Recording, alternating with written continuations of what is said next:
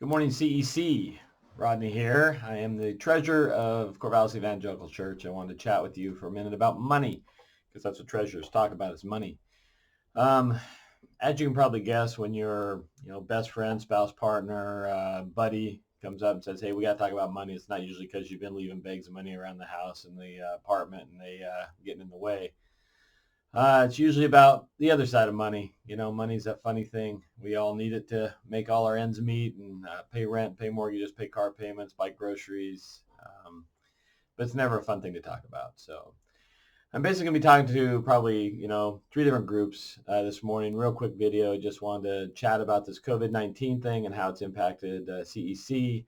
We've met as a leadership team a few times. We meet again Monday. We had decided early on that we were going to leave all salaried staff at full salaries. So we've maintained that.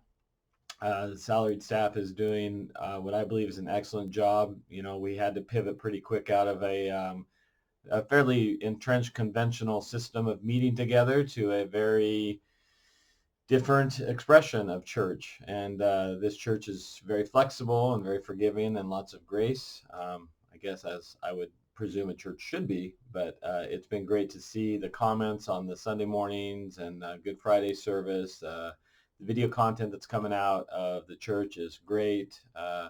Pastor Ryan, Pastor Garrett, Pastor Karen do an excellent job wrangling all those bits and pieces, and Garrett splicing it all together and making it all work. So it's very cool to see that our staff is flexible and can kind of meet the needs in this changing time.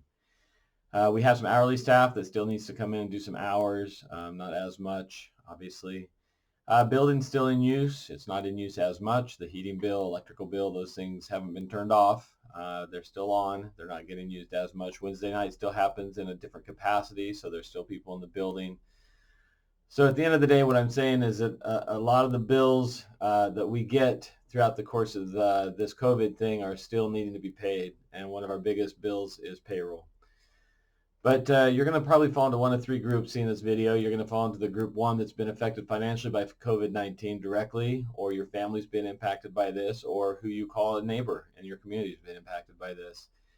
And I want you to make sure that your funds are going to those groups as a priority. We are meant to be a light in our community and in our families, however that looks. So if you're limited on resources and you need all the resources right now to make your life work or your extended family or your neighborhood work, then obviously use your funds for that. We can handle that. There's another group two, that's probably maybe hasn't been as affected by COVID-19.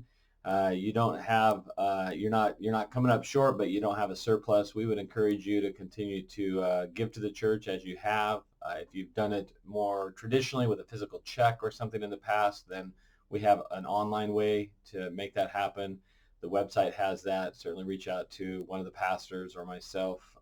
Emails are at the website as well. So that group, I think, is kind of the stable, hasn't been affected, negative, positive, not really sure what's going on, but going to just ask you to continue to partner with us through this. The third group is the group that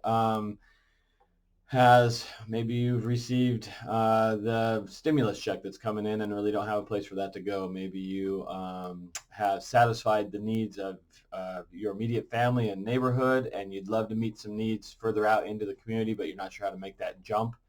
I would encourage you to give to the church in this season. So if there's a little extra, send it our way. We have a New Hope Fund, which is an administrative fund for those in need. We have a group that oversees that, make sure that the funds are going where they need to go.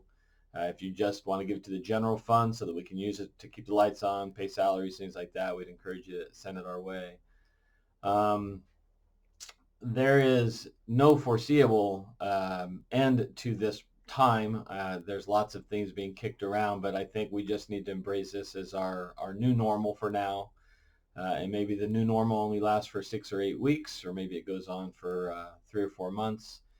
But we're just all trying to find a new stability in this and be safe and keep our community safe, but also make sure that we're reaching out and either reaching out to help our community or reaching out to the church to see how we can help you, or you reaching out to us to see how you can help us meet the needs of the community, the larger community that we're a part of. So still looking to live out our vision and values, to love God, love people, serve both.